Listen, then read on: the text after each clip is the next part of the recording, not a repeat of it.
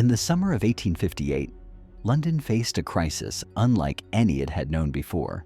In this video, I'm going to tell you the real story behind the Great Stink of London.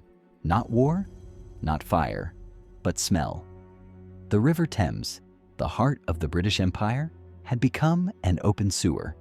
For centuries, human waste, animal carcasses, industrial chemicals, and household refuse had been dumped directly into the river.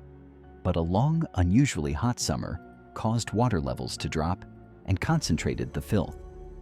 The result was a suffocating stench so powerful it halted daily life.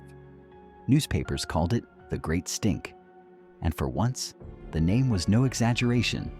The smell invaded homes, streets, and even the Palace of Westminster, where members of Parliament were forced to soak curtains in lime chloride and hold handkerchiefs to their faces just to continue working. At the time, most Londoners believed disease was spread by bad air, a theory known as miasma. Cholera outbreaks in the 1830s and 1840s had already killed tens of thousands, and many blamed the foul odors rather than contaminated water. Ironically, this misunderstanding still pushed the city toward the right solution.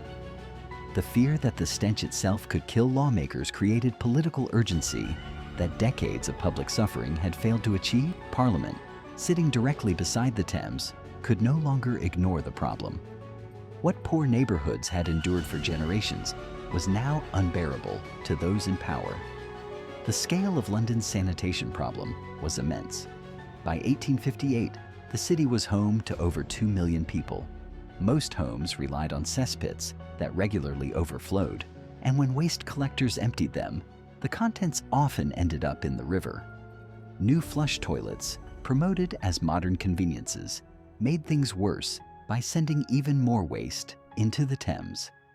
The river that once provided drinking water now carried raw sewage from the entire city, flowing slowly through London before reaching the sea. Faced with public outrage and their own discomfort, Parliament approved an unprecedented engineering project.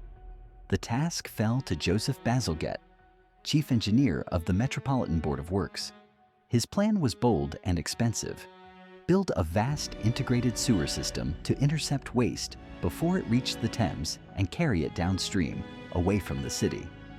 Over the next several years, Bazalgette oversaw the construction of more than 1,300 miles of underground sewers, supported by massive pumping stations and embankments along the river. It was one of the largest civil engineering projects of the 19th century. The results were transformative.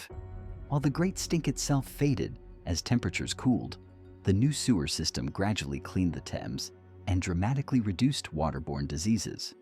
Cholera outbreaks, once a regular terror, declined sharply.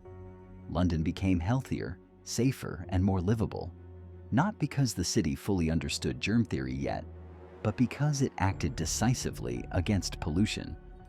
Bazalgette's system was so well designed that much of it is still in use today, a hidden foundation beneath the modern city. The Great Stink of 1858 was more than a foul summer. It was a turning point. It exposed the cost of unchecked urban growth and forced one of the world's greatest cities to confront the consequences of neglecting public health. From the unbearable smell of a polluted river came a revolution in sanitation that reshaped London and influenced cities around the globe. What nearly brought the capital of an empire to a standstill ultimately laid the groundwork for modern urban life, proving that even from filth, progress can rise. Subscribe us for exploring more histories,